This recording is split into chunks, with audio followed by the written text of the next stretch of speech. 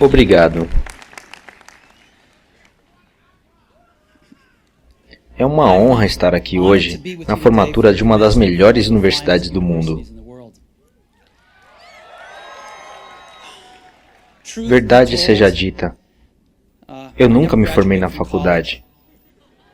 E isso foi o mais próximo que eu já cheguei de uma formatura na faculdade. Hoje vou contar para vocês 3 histórias da minha vida. Não é grande coisa, apenas 3 histórias. A primeira história é sobre ligar os pontos. Eu deixei a Reed College depois dos primeiros 6 meses, mas eu fiquei um tempo de 18 meses antes de eu realmente desistir. Então, por que eu desisti? Começou antes de eu nascer. Minha mãe biológica era uma jovem e solteira estudante de universidade, e ela decidiu me colocar para adoção. Ela achava muito fortemente que eu deveria ser adotado por pessoas formadas, então estava tudo armado para que quando eu nascesse fosse adotado por um advogado e sua esposa. Exceto, quando eu apareci, eles decidiram na última hora que na verdade eles queriam uma menina. Então, meus pais adotivos, que estavam numa lista de espera, receberam uma ligação no meio da noite dizendo: apareceu um garoto, vocês o querem? Eles disseram: é claro. Minha mãe biológica descobriu mais tarde que minha mãe adotiva não tinha se formado na faculdade e que meu pai tinha apenas o 2º grau. Então ela se recusou a assinar os papéis da adoção. Ela só assinou depois de alguns meses, quando meus pais adotivos prometeram que um dia eu iria para a faculdade. Esse foi o começo da minha vida. E 17 anos depois eu fui para a faculdade. Mas, ingenuamente, eu escolhi uma faculdade que era quase tão cara quanto Stanford. E todas as economias dos meus pais, que eram de classe operária, estavam sendo gastos no meu ensino superior. Depois de 6 meses, eu não podia enxergar o valor daquilo. Eu não tinha ideia do que fazer com minha vida, e nem como a faculdade iria me ajudar a descobrir. E lá estava eu gastando todo o dinheiro que meus pais economizaram durante toda a vida. Então eu decidi largar tudo e confiar que tudo iria dar certo. Era muito assustador naquela época, mas olhando para trás, foi uma das melhores decisões que eu já tomei na minha vida. Assim que eu saí, eu pude parar de assistir às aulas obrigatórias e comecei a assistir às aulas que pareciam ser interessantes. Nem tudo foi tão romântico. Eu não tinha um dormitório, então eu dormia no chão do quarto dos meus amigos. Eu recolhia garrafas de Coca-Cola a 5 centavos para poder comprar comida. Eu andava 7 milhas pela cidade toda noite de domingo para poder ter uma boa refeição no templo Hare Krishna. Eu amava aquilo. E muito do que descobrir, seguindo minha intuição e curiosidade, se mostrou de valor incalculável mais tarde. Deixe-me dar um exemplo. A Reed College, naquela época, oferecia o melhor curso de caligrafia do país. Por todo o campus, cada pôster, cada etiqueta e gaveta apresentava uma bela caligrafia manual. Como eu tinha largado o curso e não precisava frequentar as aulas normais, decidi assistir às aulas de caligrafia. Aprendi sobre fontes com serifa e sem serifa, sobre variar a quantidade de espaço entre diferentes combinações de letras, sobre o que torna uma tipografia boa. Aquilo era bonito, histórico e artisticamente sutil de uma maneira que a ciência não pode entender. Eu achei aquilo tudo fascinante. Nada daquilo tinha qualquer aplicação prática para a minha vida. Mas 10 anos mais tarde, quando estávamos criando o primeiro computador Macintosh, tudo voltou. E nós colocamos tudo aquilo no Mac. Foi o primeiro computador com tipografia bonita. Se eu nunca tivesse deixado aquele curso na faculdade, o Mac nunca teria tido as fontes múltiplas ou proporcionalmente espaçadas. E considerando que o Windows simplesmente copiou o Mac, é bem provável que nenhum computador as tivesse.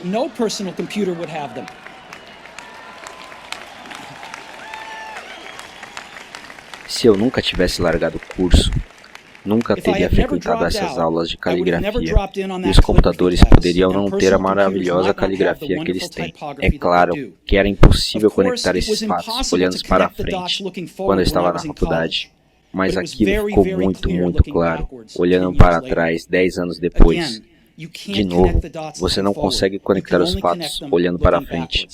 Você só os conecta quando você olha para trás, então tem que acreditar que de alguma forma eles vão se conectar no futuro. Você tem que acreditar em alguma coisa, sua garra, destino, vida, karma, ou o que quer que seja. Essa maneira de encarar a vida nunca me decepcionou e tem feito toda a diferença para mim.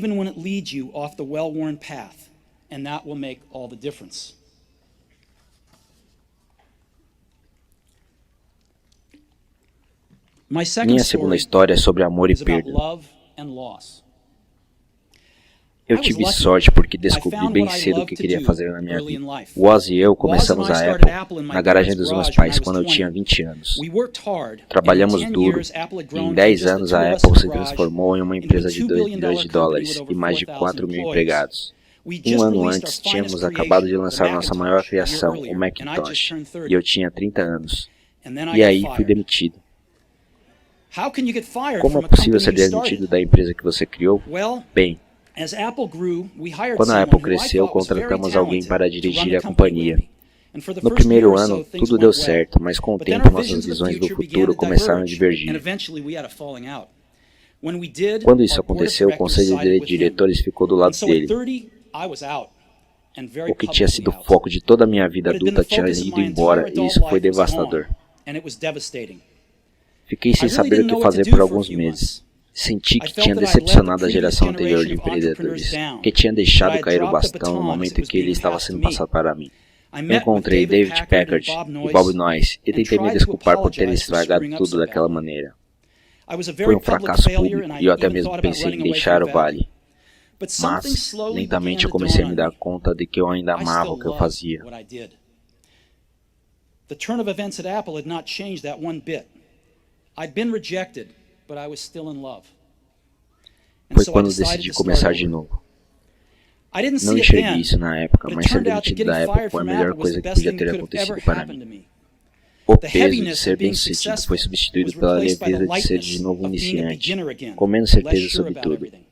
Isso me deu liberdade para começar um dos períodos mais criativos da minha vida.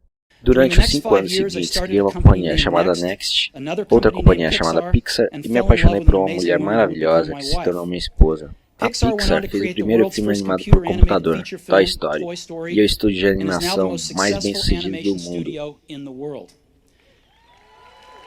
Em uma inacreditável guinada de eventos, a Apple comprou a Next.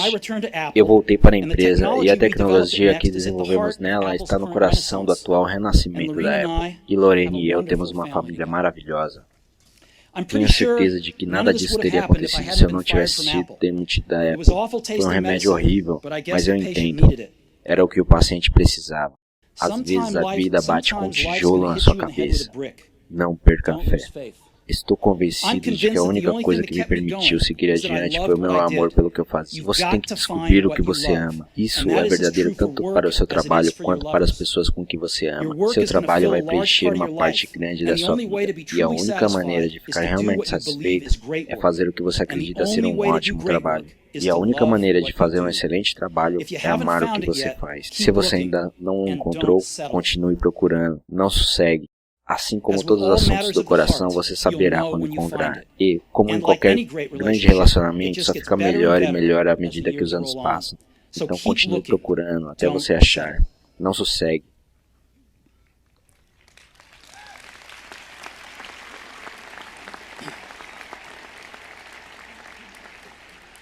Minha terceira história é sobre morte.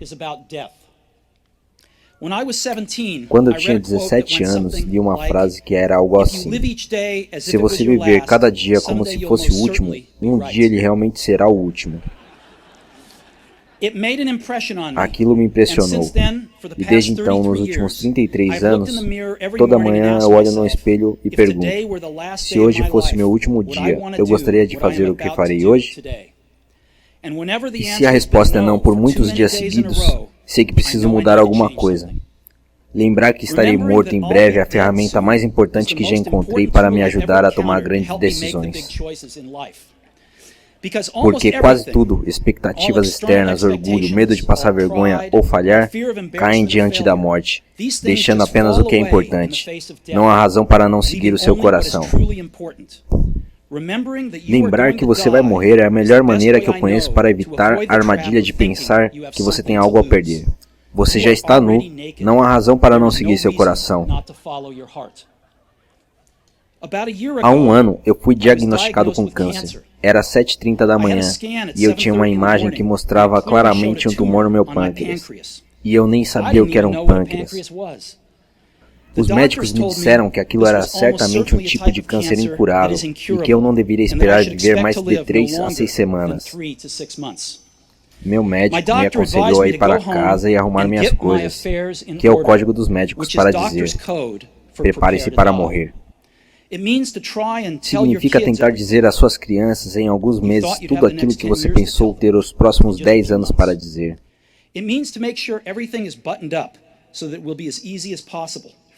Significa dizer adeus. Eu vivi com aquele diagnóstico o dia inteiro. Depois, à tarde, eu fiz uma biópsia, em que eles enfiaram um endoscópio pela minha garganta, através do meu estômago e pelos meus intestinos. Colocaram uma agulha no meu pâncreas e tiraram algumas células do tumor. Eu estava sedado, mas minha mulher, que estava lá, contou que quando os médicos viram as células em um microscópio, começaram a chorar. Era uma forma muito rara de câncer pancreático que podia ser curada com uma cirurgia. Eu operei e estou bem.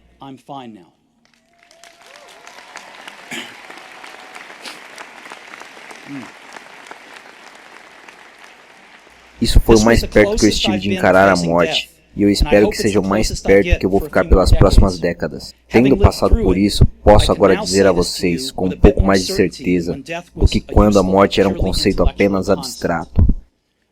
Ninguém quer morrer. Até mesmo as pessoas que querem ir para o céu não querem morrer para chegar lá. Ainda assim, a morte é o destino que todos nós compartilhamos. Ninguém nunca conseguiu escapar. E assim é como deve ser. Porque a morte é muito provavelmente a principal invenção da vida. É o agente de mudança da vida. Ela limpa o velho para abrir o caminho para o novo. Nesse momento, o novo é você. Mas algum dia não muito distante, você gradualmente se tornará um velho e será varrido. Desculpa ser tão dramático, mas isso é a verdade. O seu tempo é limitado, então não gaste vivendo a vida de outra pessoa. Não fique preso pelos dogmas que é viver com os resultados da vida de outras pessoas. Não deixe que o barulho da opinião dos outros calhe a sua própria voz interior. E o mais importante, tenha coragem de seguir o seu próprio coração e a sua intuição. Eles de alguma maneira já sabem o que você quer se tornar realmente. Todo o resto é secundário.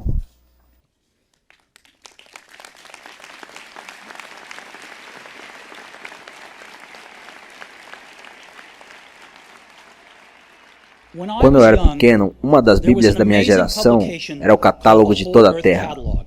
Foi criado por um sujeito chamado Stuart Brandt em Menlo Park, não muito longe daqui. Ele o trouxe à vida com seu toque poético. Isso foi no final dos anos 60, antes dos computadores e dos programas de paginação. Então tudo era feito com máquinas de escrever, tesouras e câmeras Polaroid. Era como o Google em forma de livro, 35 anos antes do Google aparecer.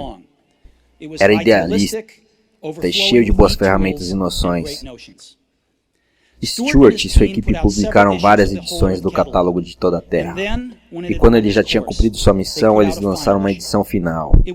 Isso foi em meados de 70 e eu tinha a idade de vocês. Na contracapa havia uma fotografia de uma estrada de interior ensolarada, daquele tipo onde você poderia se achar pedindo carona se fosse aventureiro. Abaixo estavam as palavras: continue com fome, continue bobo. Foi a mensagem de despedida deles: continue com fome, continue bobo. E eu sempre desejei isso para mim mesmo. E agora, quando vocês se formam e começam de novo, eu desejo isso para vocês. Continue com fome, continue bobos. Obrigado.